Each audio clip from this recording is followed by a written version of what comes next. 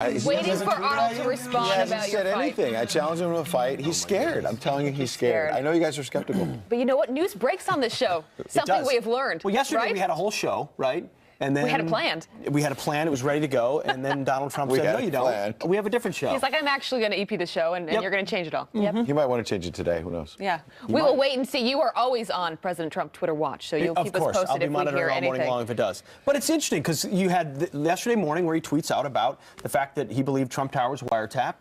A series of tweets about that. And then the rest of the day it was, fill in the blank, right? A lot of speculation, conversations. Hey, where does this come from? What evidence exists?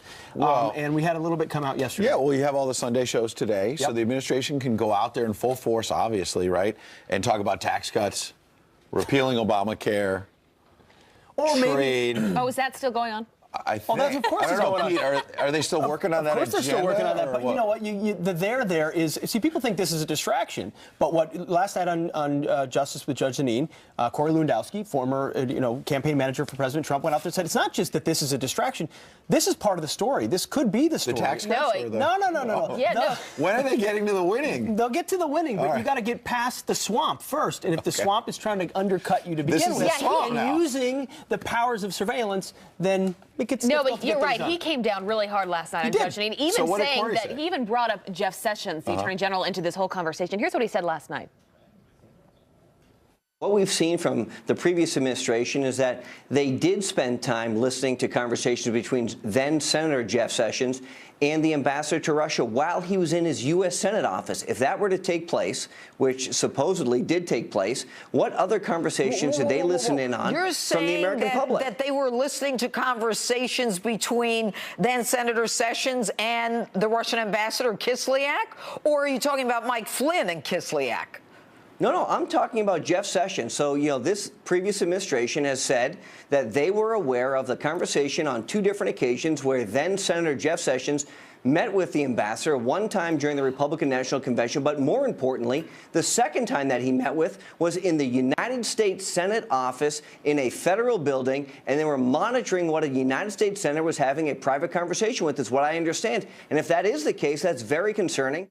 No, that's a very powerful statement from a well-connected guy. Wait, what part of the statement was powerful? Corey Lewandowski, if that wiretap of a U.S. Senate office took place, and he said it reportedly took place. How do we know about the meetings that have occurred?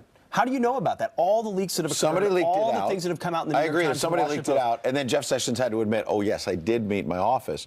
But that doesn't prove that there was a wiretap of his office. Well, but there is a FISA court order, which is and that's a have you seen that court order? Oh, but the president has. I mean, that's the point. So why do we take the New York Times and the Washington Post at the failing New York Times at their word when they don't cite sources? It's anonymous and they have outrageous headlines. But we don't take the president of the United States at his word when he tweets something out and says, I have evidence, I know that my Trump Tower was wiretapped. Here's what I would say. FISA court orders exist. President Trump has an ability like we've never seen before to turn the narrative, right? Before this, all we were talking about was the suspicion with the Trump administration and the Russians. Are they colluding and what are they investigating? We still haven't found a lot of there either.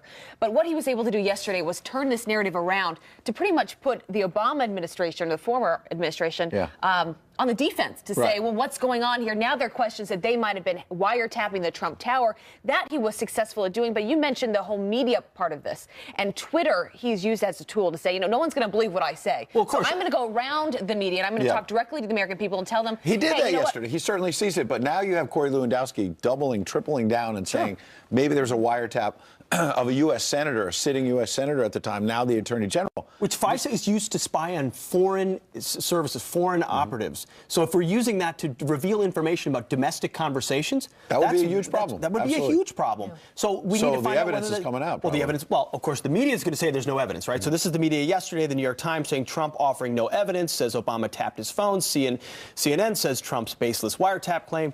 The Washington Post, Trump citing no evidence, even though all of those outlets love to put out articles with no anonymous sources and no evidence without being privy to the intelligence that the commander-in-chief would be privy to. Sure. We'd have to acknowledge. But the most interesting part of yesterday, I thought, was the statement that came from the Obama camp, right? From people that are close to him, the former President Obama. So here was his statement. He says, a cardinal rule of the Obama administration was that no White House official ever interfered with any independent investigation led by the Department of Justice. As part of that practice, neither President Obama nor any White House official ever ordered surveillance on any U.S. citizen. Any suggestion otherwise is simply false. But leaves, a lot of wiggle room. But this was the most interesting thing, I thought. John Favreau, he was a speechwriter for former President Obama, very well connected, and he tweeted this out yesterday. He said, I'd be careful about reporting that Obama said there was no wiretapping. Right. Statement just said that neither he nor the White House ordered it, and I thought that was really telling yesterday. So was it ordered by the FBI? Was it ordered by the Justice Department? It does not prove that there was not wiretap. So it suggests actually the contrary. It suggests that Donald Trump is right. That's that evidence. there was a wiretap or multiple wiretaps. We just don't know. Was it at Trump Tower? Was it a wiretap of the then nominee for president in October? Or was it for Michael Flynn? Was it for Jeff's? Because now you've got Corey Lewandowski suggesting this was wide-ranging, that it was not just at Trump Tower potentially, that it was in the U.S. Senate. That raises the stakes.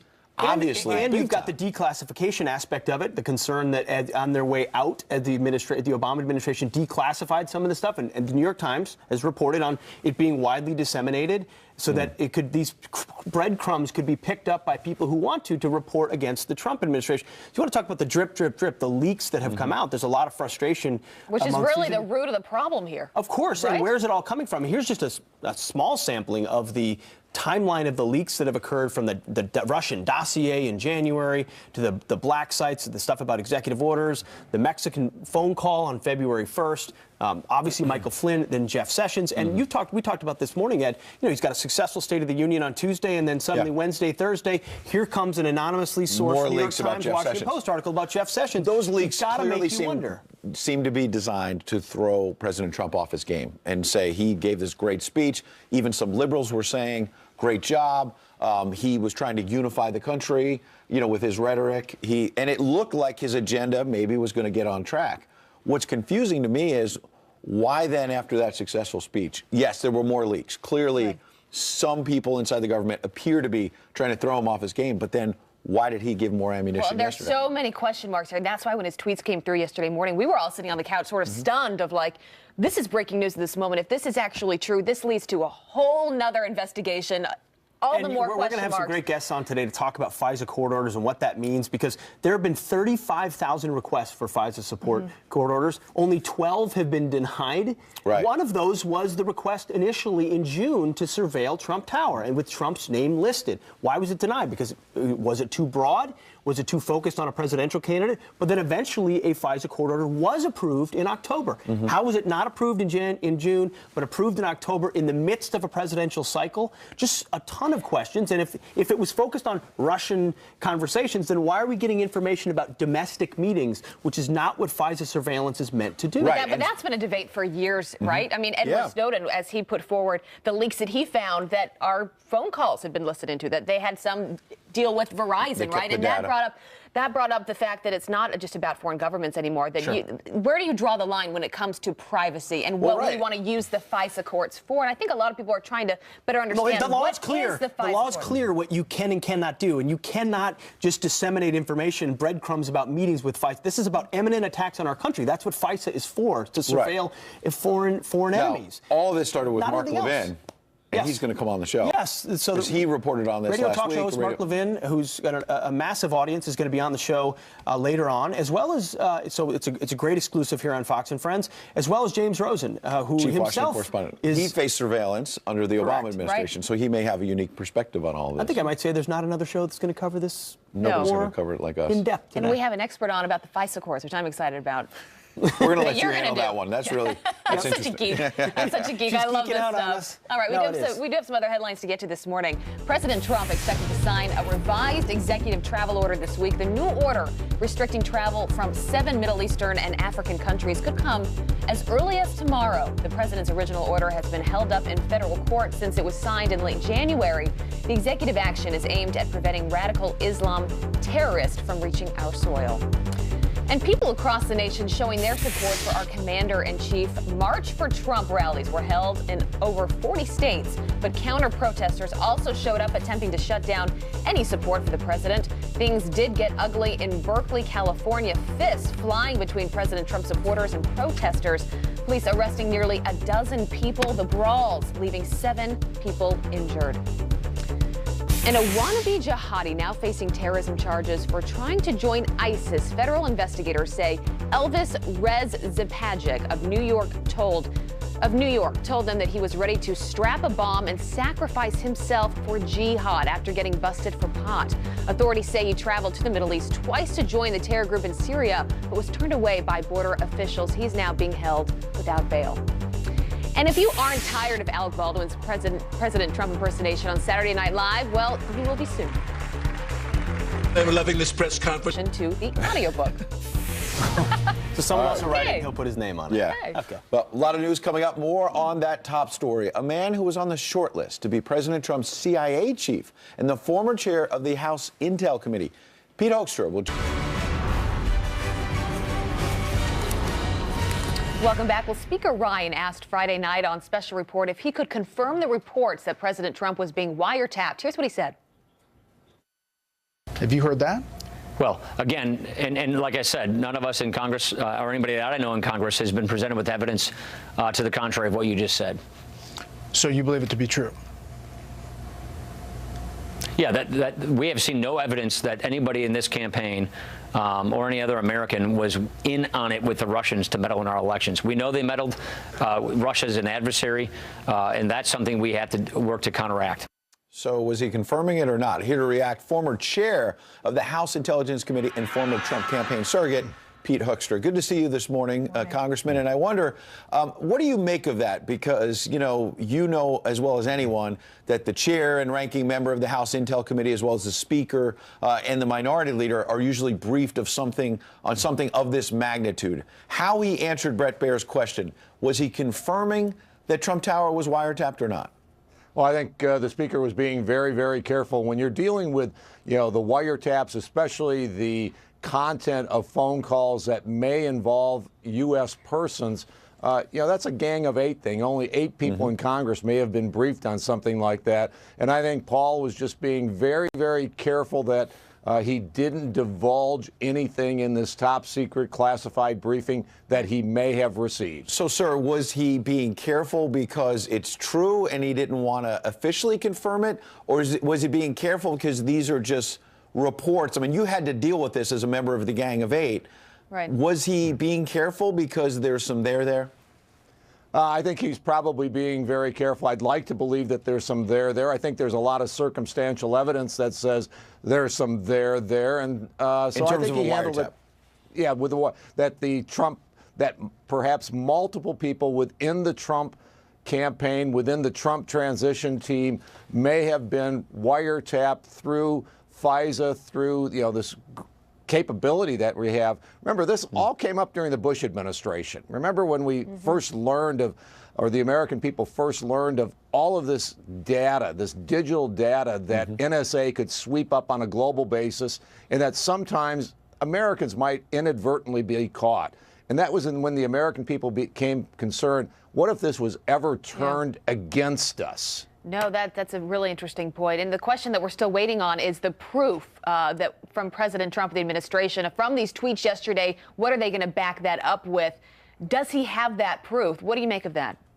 I think there's, again, with the information that's already coming out, it appears that, there is evidence of that. We know that. How do we know that? Take a look at what happened with Michael Flynn. I think in 8 years, or the 6.5 years that I was in the leadership on the Intel Committee, it was a extremely rare circumstance where we might have seen the content of an American captured through foreign surveillance, where we actually would have seen the transcript. That does not happen very often. But all of a sudden, you've got one of the key advisors to the president-elect, where his conversations were not only swept up. It appears that they were disseminated fairly widely through the intelligence community, and then the content was provided to the media. That is a huge breach of federal law. The stakes are enormous, Congressman. We appreciate your insights this morning. Yeah, good to have you here. Hey, good. Thank you. That down. All right. Coming up, how do President Trump supporters feel about the wiretap claims? Pete went to Trump Tower to find out. You don't want to miss this. Good morning again. We're back with some quick headlines. Vice President Pence demanding an apology from the Associated Press after it published his wife's private email address. Pence sharing this letter he wrote to the AP, tweeting out, quote, "When we requested they take it down, they refused. The AP owes my wife an apology." The AP then responding with this statement, quote, "AP removed the email address from subsequent stories after learning Mrs. Pence still used the account. The AP has yet to apologize, though, to Mrs. Pence." And his name draws cheers nationwide. General James Mad Dog Mattis. Turns out there's a nickname our new Secretary of Defense prefers over Mad Dog. James Mattis says he likes to be called Chaos, which stands for Colonel has an outstanding solution. Sounds interesting, that. Pete. What do you think, Pete? That was his call sign in combat, chaos. Chaos. So, well, speaking of a little bit of chaos, but controlled chaos, yesterday was the 44th day of the Trump presidency, and across the country. And he's the 45th president. And he's the 45th president, so a fitting day for his supporters to come out and show their support. One of the locations where they did so was outside of Trump Tower, where there's been some allegations of wiretapping. So maybe they listened to our conversation, but I had a chance to talk to some Trump supporters, get their sense of how they feel of all the news of the day. Here's what they said. Why are you all out here? I felt motivated to come here to support the president. We are the modern patriots. What do you make of all the leaks that are coming out? I think it's actually, an organized attempt to try to undermine our president. I think to take down any president of the United States is a horrible thing to do, because why wouldn't you want the president to be successful? Why wouldn't you want America to be successful? Can I ask you a question? Are you a Russian agent? No. When did the Democrats go all Dr. Strangelove? You go back a generation, they used to criticize the Republicans for not getting along with the Russians. Now that we're being diplomatic, now we're traitors. That's exactly what Trump is saying right now. Well, if you're going to insinuate that we're in the bed with Russia, we're going to do the very same to you. Guess what? We can both play this game, and it is a game, and it's really undermining the progress that our country could make. It's disgusting, and we're the ones who suffer. Who was it that said, tell Vladimir that after the election I'll have more flexibility? Who else? Obama. Who was it that issued the reset button in a new relationship with Russia? Hillary. and they all have connections. They're all hypocrites. That's the problem. They're all hypocrites. They say what the enemy they are, what they say the enemy is. Are you a Russian agent? No soy de Russia. You saw the tweets this morning. What do you make of what President Trump is talking about as far as wiretaps at Trump Tower? I'm not happy about it at all.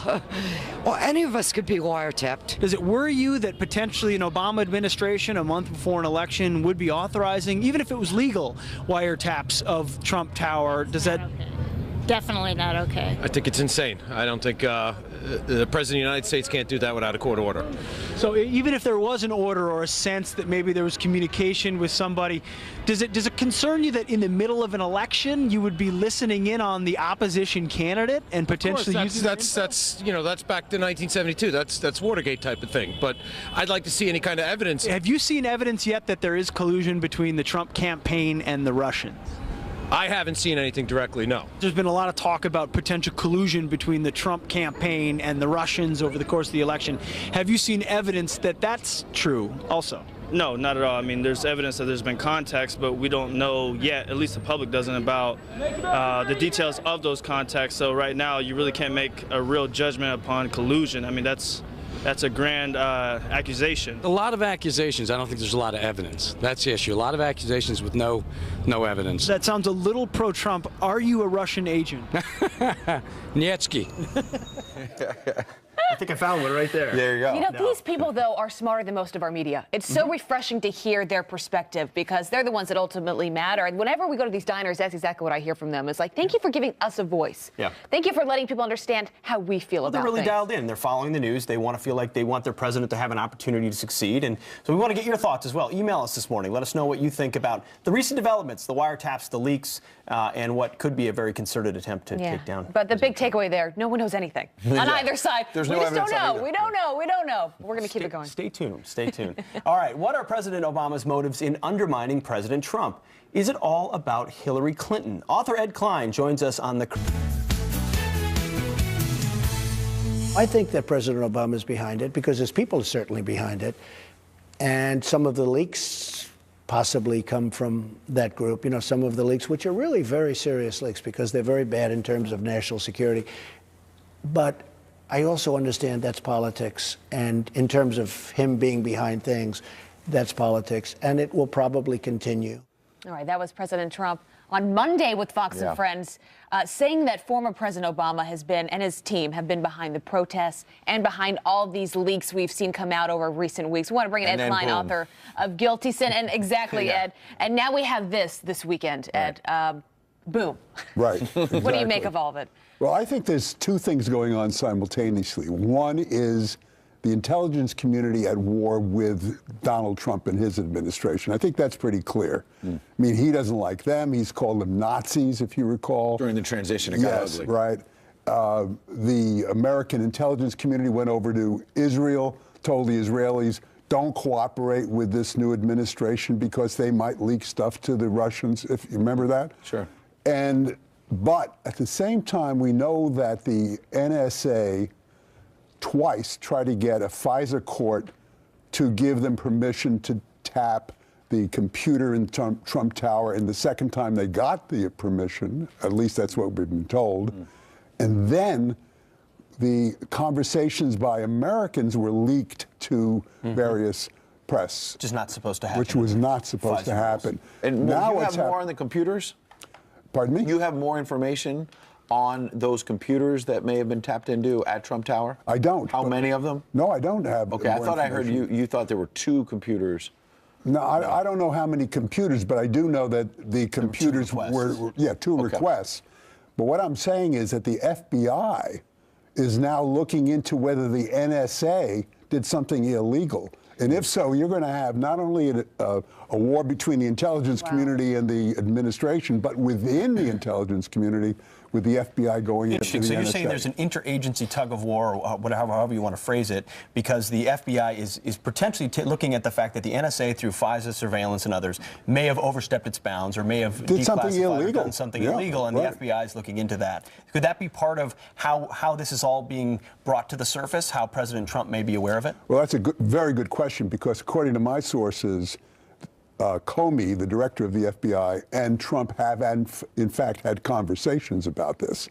And so where Trump is getting this, I believe, is directly from James Comey, that you've been tapped, this is probably not legal, and that's what set off Donald Trump. Charles Krauthammer said the other night, he called it the revenge of losers, going all the way back to Hillary Clinton, and saying that there's anger that James Comey, as you're saying, didn't come out with more information on everything that was going on. Talk to us, though, about this revenge of losers and how that might be tied to what we're talking about today. Well, I think the big thing, and we discussed this right before we went on air, is the Iran deal.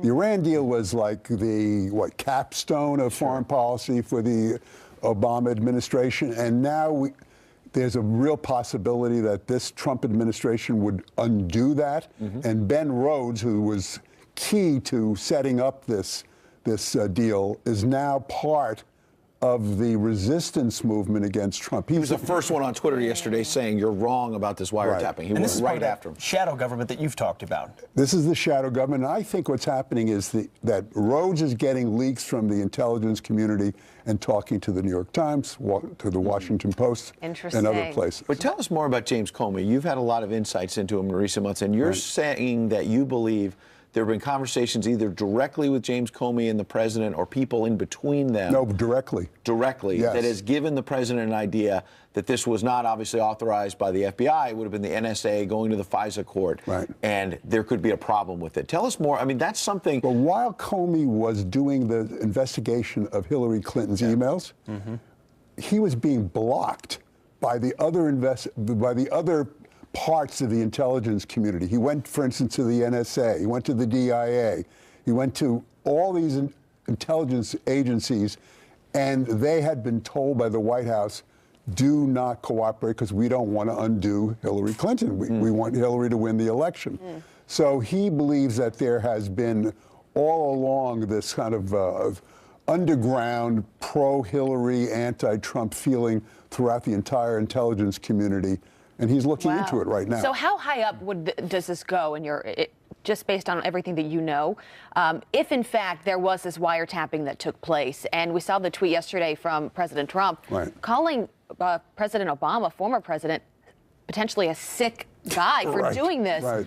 Would President Obama have known about this at the time, had the wiretapping taken place? Yeah, he must have known about it, but it's my guess, and I don't know how you feel about it, but that it's more likely that it was Valerie Jarrett and Ben Rhodes who were part of this, and Obama are the architects of this, and that Obama was informed. You know, Obama is not exactly the most engaged guy when it comes to these kind of details. I mean, he spends an awful lot of time watching ESPN and reading books. Curious that their statement yesterday from the Obama camp, and Abby pointed this out before, did not deny it was going on, just said he did not order it. And that left the door open, as you say, for Ben Rhodes or someone else inside the White House at least knowing about it, even if they didn't order it. I think it was ordered by Valerie Jarrett. That's and I don't know that for a fact, but knowing how the administration worked while Obama was in the White House, she was really pulling the levers, and Ben Rhodes was the guy who was between the press and these leaks. Very interesting. Klein, always connecting the dots for us. Thanks. Good to have you here, Ed. Thanks for being here. All right, to some other headlines this morning. Starting with this, an illegal immigrant is on the run after assaulting a Border Patrol agent. Border officials says the Honduran man escaped from a hospital in Arizona where he was taken after entering the U.S. illegally and then assaulting an agent. The 37-year-old has a criminal history with drug offenses and has previously been deported from the U.S. And there's this morning. A reporter is attacked by a man in a ski mask, all on live TV. While the bustle of the countless bars here open late at night on the Lower East Side. You already know, Majesty the Rebel. Put the camera on me. What's up? What's up? What's up? What's up? Get off. What's up? What's up? Oh my God! Yikes, that's WABC's Safan Kim in New York, able to fight off the attacker whose face was captured on that video. As you can see, police are still trying to track down that man. Fortunately, no one was hurt. And U.S. soccer is the first sport to require players and personnel to stand for our national anthem. The federal announced the new rule requiring anyone involved with the team to stand respectfully during the anthem. And it comes, of course, after Megan Rapinoe kneeled during several matches last fall. The midfielder said the protest was a nod to Colin Kaepernick. Rapinoe was dropped from the U.S. women's latest national team roster. You like that beat? I love it. NFL, take note. All right, and there's this proof that practice makes perfect. Two New Jersey brothers now going viral with their serious pizza tossing skills. 12-year-old Michael Testa and 10-year-old Nicholas started working at their dad's pizzeria a couple of years ago. And to keep the boys busy, their dad put them to work.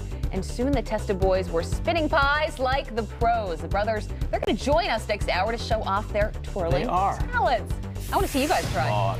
Disaster. See that, but they are pretty wild. I love it. We got Adam Klotz outside, braving the elements yet again. It's gotten incredibly cold in the last 24 to 48 hours here. Yeah, incredibly cold is absolutely right. We're looking at temperatures in a lot of places here. At least feels like temperatures getting down into single digits in New England, really throughout the entire Northeast. That continues right now with actual temperatures falling at least into the teens. So let's take a look at some of those numbers where they are really plummeting. 14 degrees currently here in New York with a little bit of wind that's coming through right now. It feels even colder than that. 11 in Boston. You run inland a little bit, and we've got some negative numbers across the board. So it certainly is chilly out there this morning. Here's what it looks like across the country on your satellite and radar. A little bit of rain running down along the Gulf Coast, but a big system we're going to be paying attention to throughout the rest of the weekend running into Monday. That is out in the Pacific Northwest where we're seeing snow, at times very heavy snow. We could be talking about totals getting up to 2 feet. I'm talking about a lot of cold weather, but take a look. These are daytime highs before the day's all over. 37 degrees here in New York City, and spots getting up into the 60s in the Midwest and in the Plain States. So it's warm in some spots. It is not warm out here this morning, guys. No, thank you, Adam. Go back inside. Will do. All right. As you just heard, President Obama's former speechwriter is slamming President Trump's wiretap claims. But who is Ben Rhodes? We'll answer that question. Plus, the Washington Post trying to sell a sob story about illegal immigrants, saying they'll get deported to a country where, quote, they'll barely recognize it.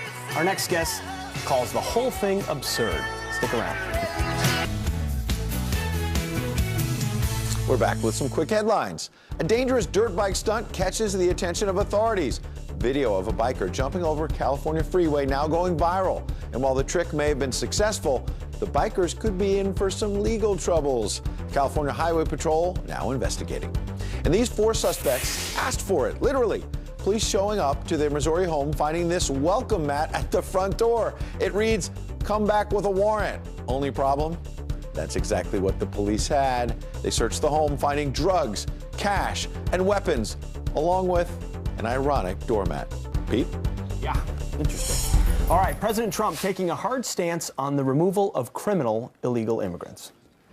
As we speak tonight, we are removing gang members, drug dealers, and criminals that threaten our communities and prey on our very innocent citizens. Bad ones are going out as I speak, and as I've promised throughout the campaign. Well, the mainstream media is so shocked that he wants to enforce the law that the Washington Post is trying to gin up sympathy for those deported in an article titled, "After Decades in America, the Newly Deported Return to a Mexico They Barely Recognize." Yeah, here with more on this sob story is Deputy Opinion Editor for the Washington Times, Kelly Riddell. Kelly, good morning. Thanks for joining us. Good morning, Kelly. So I took a look at this story, and you could almost read it in reverse, but it reads about folks who've been deported from the United States going to Mexico and not being prepared for what they see. What did they think would happen if they came to the U.S. illegally in the first place? Oh, my goodness gracious. You know, I would just appreciate if the Washington Post could write with such compassion and sympathy about the blue-collar, everyday American worker like they did about these, illegal criminal aliens that are getting deported back to their home country.